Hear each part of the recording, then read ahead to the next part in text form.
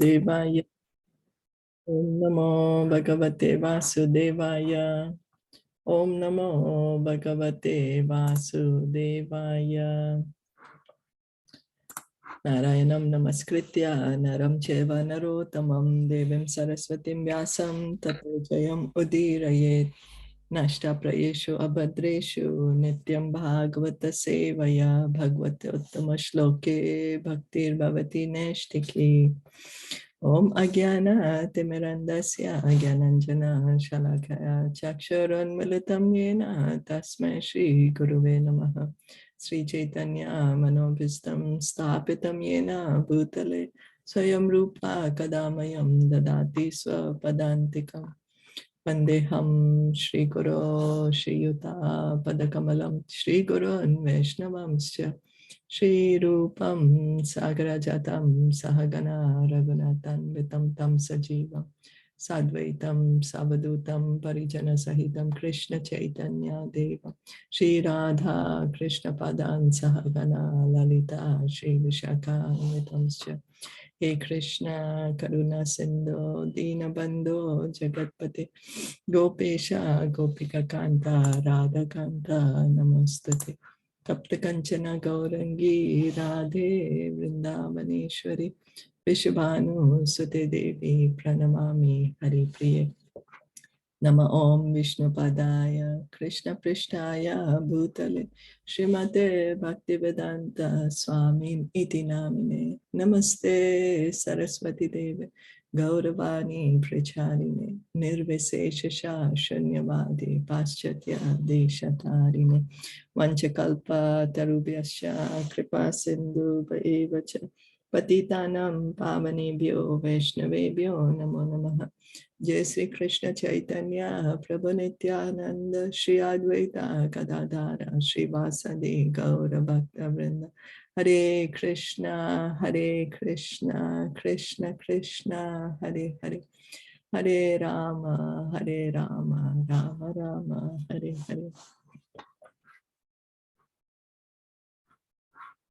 So we continue today reading from Srimad Bhagavatam. We are on Canto 3, Chapter 7, and text 12, I think, let's see.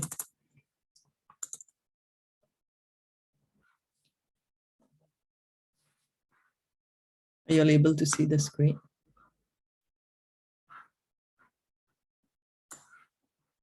Yes. 3, 7, 12.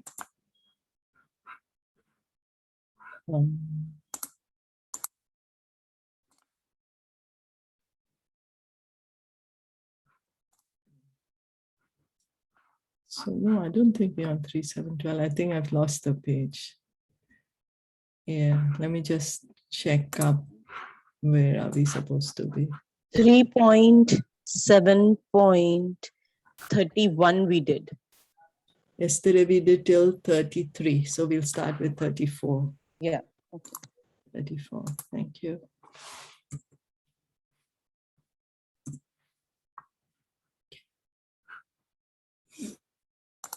So reading Danas. You're able to see the screen? Let me see, resume share. Are you all able to see the screen? Yeah, we can see. Okay. Danasya tapasovapi yakchesta purtayo phalam pravasas sthasya yodharmo yascha pumsa utapadi.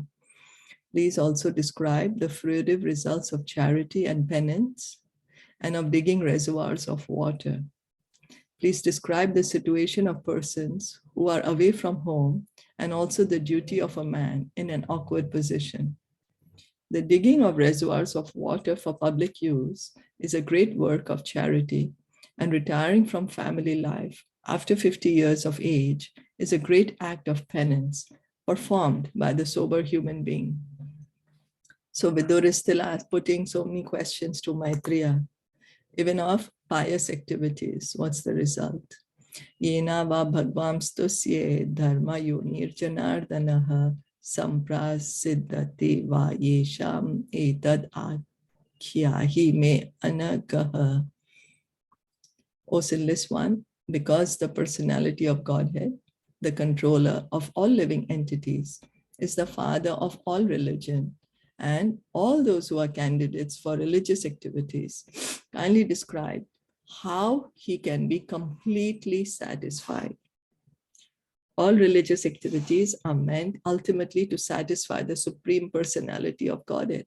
So we are doing so many pious activities and we think, oh, I should do it so that I can get some pious result, so I can get something from it. But actually, religious activities are meant to satisfy the Supreme Lord. The Lord is the father of all religious principles.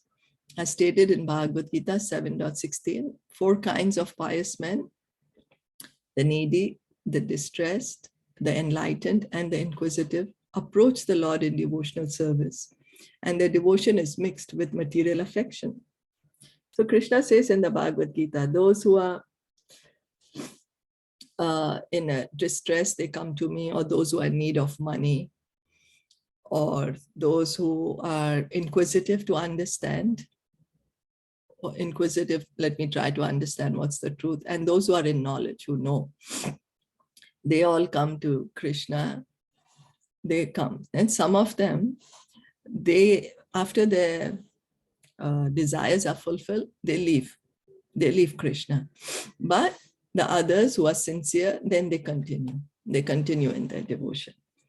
So above them are the pure devotees whose devotion is not tainted by any material tinges of fruitive work or speculative knowledge.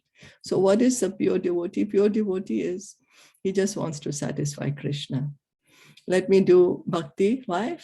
So Krishna will be happy, for his satisfaction. So those who are only miscreants throughout their lives are compared to demons, 7.15. They are bereft of all knowledge in spite of any academic educational career they may pursue. So we think that education in our now in our modern society, education means we get a university degree, or so then we become very cultured, very knowledgeable. But according to scriptures, a person who does not accept the authority of the Lord, no matter how much material education he has, he's called uncultured, miscreant. And there are 4 kinds, and they're called demoniac. Why? Because they're not giving the due credit, to the person who's maintaining us, to the person who's protecting us, to the person who's providing for us. To that same person, we say, oh, you don't exist. So then that mentality becomes demoniac. Such miscreants are never candidates for satisfying the Lord. So because they do not have a desire to satisfy the Lord, so then of course, they won't be able to satisfy Krishna. After all, it all depends on what's our desire. Text 36. Anuvratanam shishyanam putranam chad vijotama anaprishtam api bruyur guravo dina vatsala. O best among the Brahmanas, those who are spiritual masters are very kind to the needy. They are always kind to their followers, disciples, and sons. And without being asked by them, the spiritual master describes all that is knowledge. There are many subjects to be known from the bona fide spiritual master. The followers, disciples, and sons are all on one level for the bona fide spiritual master. And he is always kind to them and always speaks to them on transcendental subjects, even though he is not asked by them. That is the nature of the bona fide spiritual master. Vidur appealed to Maitreya Muni to speak on subjects about which he might not have asked. So Vidur is saying, okay, I might have missed out certain important things which you think is important for me to know. So you are my spiritual master, and the spiritual master is always speaking about whatever is important for us to hear about. So kindly speak that to me. So in the previous verse, we read that 4 types of people approach Krishna: the needy, the desirer of wealth, those who are inquisitive, those who are knowledge. So whatever is our desire, we should still approach Krishna. It doesn't matter whether we are full of desires, we don't have any desires, or we are desiring liberation.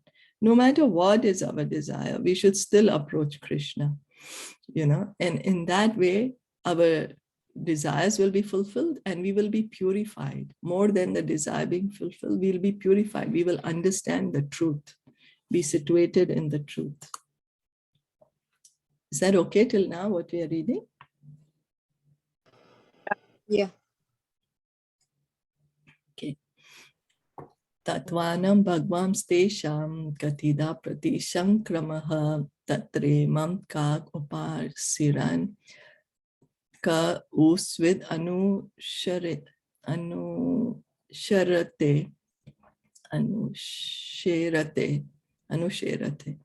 Please describe how many dissolutions are there for the elements of material nature, and who survives after the dissolutions to serve the Lord while he is asleep.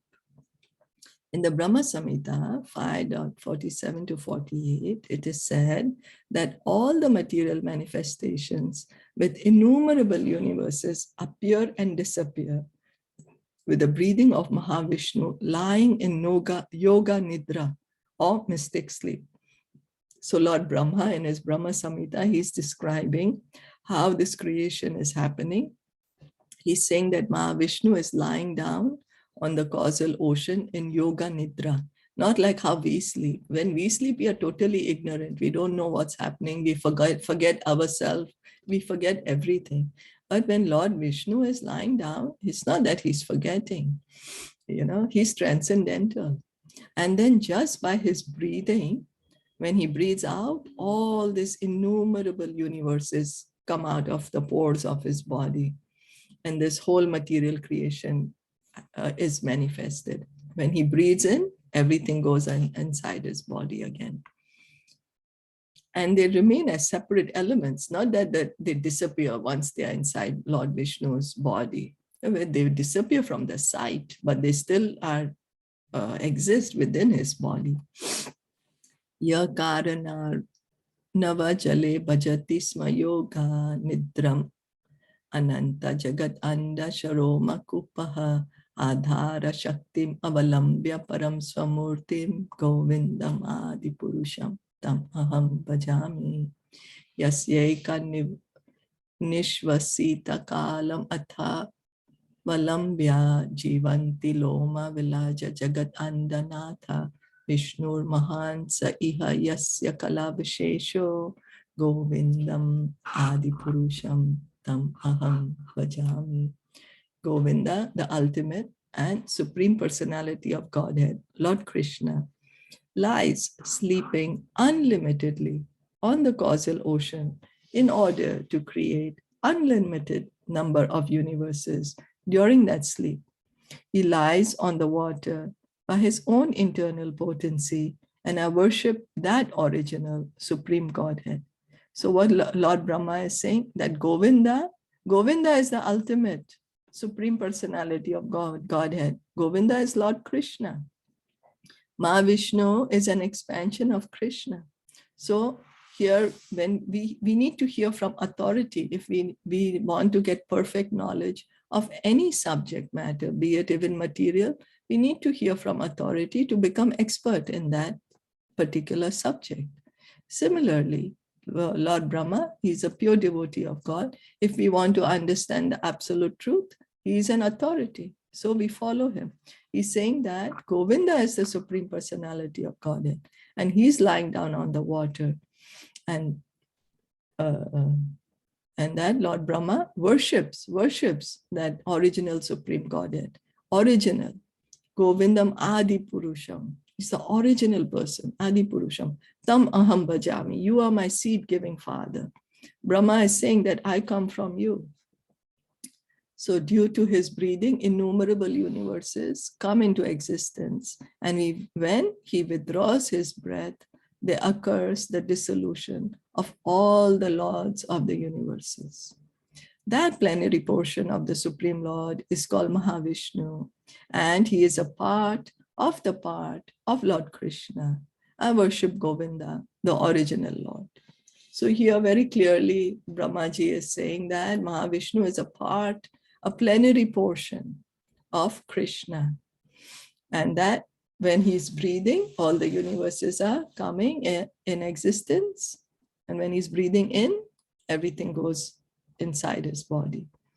After the dissolution of the material manifestations, the Lord and his kingdom beyond the causal ocean do not disappear, nor do the inhabitants, the Lord's associates. So when Mahavishnu is breathing in and out, only the material world is created and dissolved.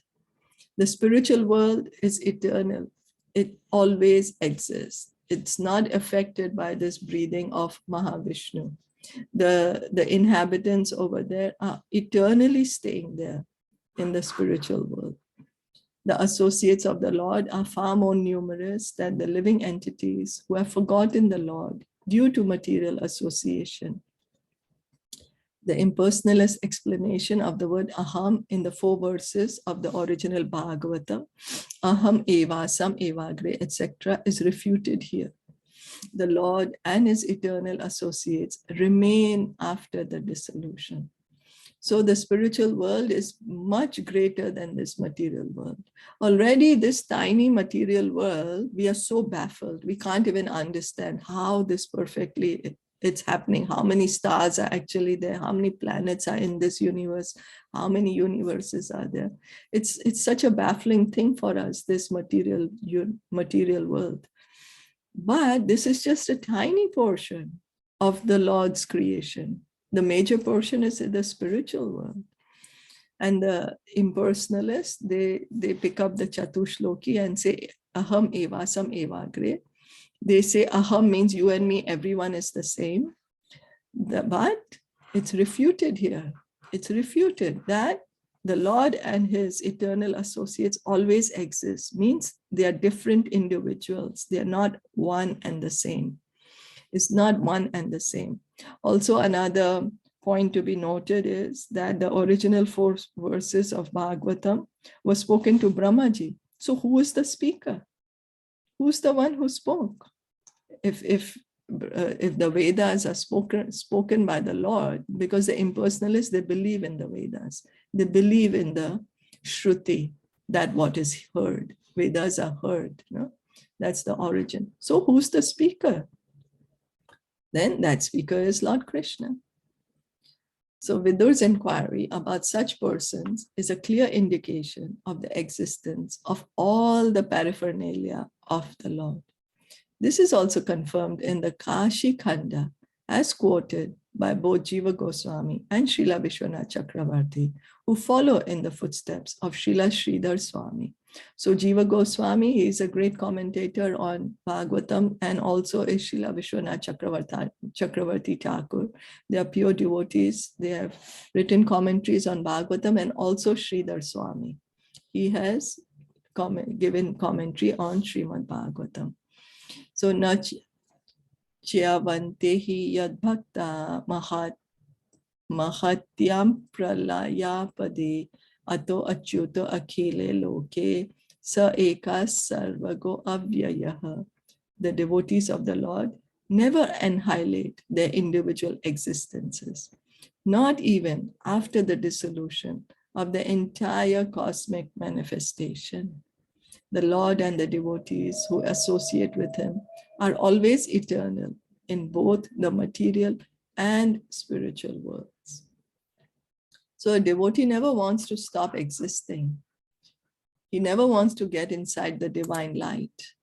Why? Because he's saying, oh, if I get in the divine light, then how will I associate with the Lord? How will I have personal relationship with Krishna, with the person Krishna? So the devotee and the Lord are eternal, eternally existent.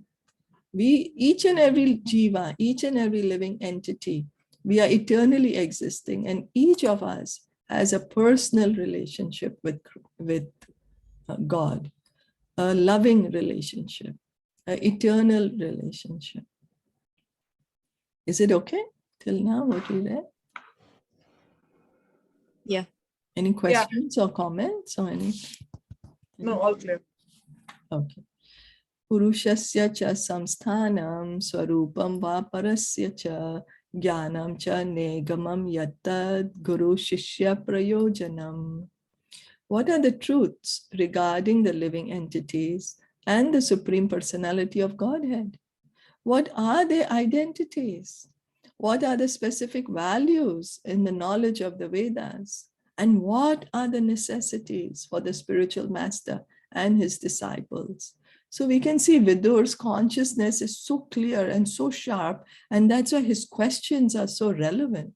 He's asking these questions 5,000 years ago. So, but these questions are still relevant till today, and these are important questions. He's asking questions regarding the eternal truth. You know, our life is also all full of questions and answers. But what questions are we asking? What answers are we giving? We should be a little conscientious about it. You know, what are the questions that we continuously vibrate on our tongue? But like these questions that Vidur asked Maitreya Muni, he's asking, and we are getting benefited. Everyone who's hearing is getting benefited. These important questions. The living entities are constitutionally servitors of the Lord, who can accept all kinds of service from everyone. It is clearly declared, Bhagavad Gita 5.29, that the Lord is the supreme enjoyer of the benefits of all sacrifices and penances, the proprietor of all that is manifested, and the friend of all living entities. So what is our constitutional position? Our constitutional position, our original position is that we are servants of the Lord. Yeah. And what's this? The Lord's position is he accepts he can accept service from everyone because he's unlimited. So even they are unlimited living entities, he can have that relationship with each and every living entity. Now, because we say, why should we be servant of God? I should be my own independent person. That is conditional life. That is material life. That's the reason we are in this material world. And Krishna, he says in the Bhagavad Gita, what's the peace formula? If we understand, sorry, excuse me, that he's the supreme enjoyer of all the benefits of all sacrifices and penances. So all the yajna, all the sacrifice, all the austerity, all that we do, that should be done for the pleasure of Krishna. Because he's the one who's capable of being pleased by such things. And then what happens? When he gets pleased, we get pleased. We feel happy. We have seen that when we make a sacrifice for someone, our heart feels full. We feel, I've done something nice. You know, we feel good in our heart. So same, if we do everything for Krishna, then our heart will become totally blissful, fully blissful, because Krishna is full of bliss. And then Krishna is the proprietor of all that is manifested. So all that we are seeing, we think belongs to us. You know, we think everything, we create a perfect situation according to what is our convenience in our mind. And we expect that everybody should follow this plan. And imagine each of us is having a different plan. And each of us is thinking, this should be it, you know. So of course there's going to be clash. Of course there's going to be unrest. But Krishna is the proprietor of everything. He's the actual owner. So he can control. We can just imagine it. We imagine it, but we can't control it. You know, we can't control. Why? Because we are not the proprietors. And he's the friend of all living entities. So right now we are thinking Krishna is our, you know, we want to forget him. Why should we serve him? Who's he? Why can't I be my own independent God? Why do I have to be maintained by him? I can maintain my own self. But he is the friend. He is our friend. No matter what we tell him, what we do, he does not stop maintaining us. He's still providing for us. He's giving us the air to breathe. He's giving us the food we can eat, and not only here in this material world, but also in the spiritual world. And if we just try to become his friend, we just try to approach him, we can see that how he is always there for us, always protecting, like how the Brajbasis, anything used to happen to them, they would, oh, Krishna, please save us. And Krishna, he's always doing what is the best for everyone. That is what a friend is, always wishing the best for everyone. He's removing everything inauspicious for everyone at all times. That is his real identity. He never wishes bad for anyone at any time. He's in fact removing all the inauspiciousness in our life. Therefore, when the living entity accepts this supreme proprietorship of the Lord and acts in that attitude, he resumes his real identity. So what's our real identity? It's just we accept that, yes, Krishna is the owner of everything. He is the supreme enjoyer of all what everyone is doing should be for the pleasure of Krishna, not for my pleasure. We expect, everyone should please me. Whatever everyone is doing should make me happy. No, but it should be for Krishna. Like that, all of us will be happy. Because we just single out for me. We don't care about others. But what happens is, if someone pleases Krishna, everyone gets benefited. Everyone gets happy. So, in order to elevate the living entity to this standard of knowledge, there is the necessity of spiritual association. The bona fide spiritual master desires that his disciples know the process of rendering transcendental service to the Lord. And the disciples also know that they have to learn about the eternal relationship between God and the living entity from a self-realized soul. So how will we understand about who we are? How will we understand about God? How will we understand about the truth? We need to have somebody who has seen the truth, who is self-realized. So a bona fide spiritual master is self-realized, and it's his duty to explain the transcendental truth to the disciple, and the duty of the disciple is to submissively, attentively put questions and learn about this eternal relationship between God and the living entity. It is our because we care so much about relationships, our parents, our siblings, our family, friends, whatever, colleagues. So it's all about relationships.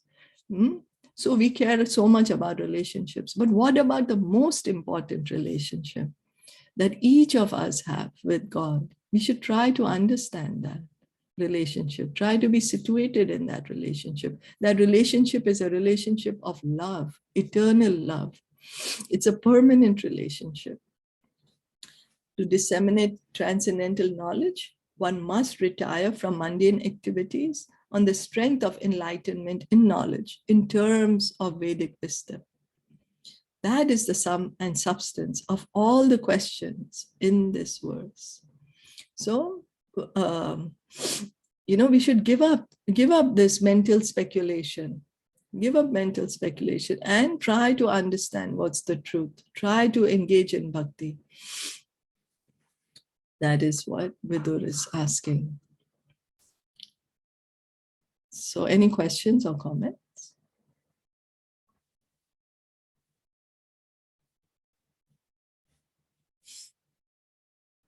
No? Then we'll stop. Bhakti is the substance of everything, right? Yes. So what they're trying to say is that you surrender and you serve Krishna. Yeah. And do things for his pleasure. Yeah. That's what the main gist is. Yeah. So Vidur is asking a lot of detailed questions from Maitreya Muni. He's asking many questions, and but as you said, yes, the gist is, that's the peace formula, So the peace formula, what you also mentioned, is for every individual and for the societies, right? Yeah. Because each individual wants to be peaceful, each community, each family, each society, each country wants to be peaceful. But how to be peaceful, we are not understanding. We are thinking only if I satisfy my desires, I will be peaceful. So each of us is thinking that. Imagine. Now 7 billion people are thinking, if I satisfy my desire, I will be peaceful. And each of us have different desires. Each of us have different individuality, different way of doing things. So how is there going to be peace actually?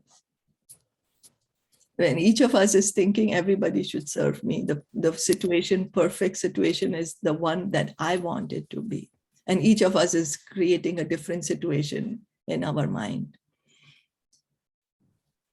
You know? So it's only when we put Krishna in the center that a real peace can be achieved by each and every one of us. Why? Because Krishna, he is a friend of everyone. He does what is the best for everyone. He's not thinking in terms of what's going to make me happy. He's thinking in terms of what's going to make each and everyone happy. He's already happy. He's Atmaram. He doesn't need any extraneous effort to be happy. You know? So he's just thinking how to benefit everyone. Okay. Thank you. Thank you. So we'll stop here for today for Bhagavatam. Srimad Bhagavatam ki jai, Shila Prabhupada ki jai, Gaura Premanande, Hari Hari Bol, Hare Krishna. Thank you so much for joining in. Thank you for giving me this opportunity. Happy Ekadashi. Today is a very auspicious day, Ekadashi of the Kartik month, and today is the beginning of the Bhishma Panchaka, the last 5 days of Kartik. These are very auspicious days, and devotees try to do more devotional service. Certain devotees also undertake special vrat on these 5 days, which they break on this is the day also, I think Krishna wakes up, right? From the 4 months. Lord Vishnu when he turns. Yeah, that's right. I think so. Yeah. Devutni Ekadashi. Yeah. So yeah. That's right. That's right. And so certain devotees, many devotees, they take up certain vrat for these last 5 days. And it's a very auspicious time, and we can try to hear more, chant more. Yeah. Right. Okay. Thank you so much for joining. Thank you. Hare Krishna. Hare Krishna.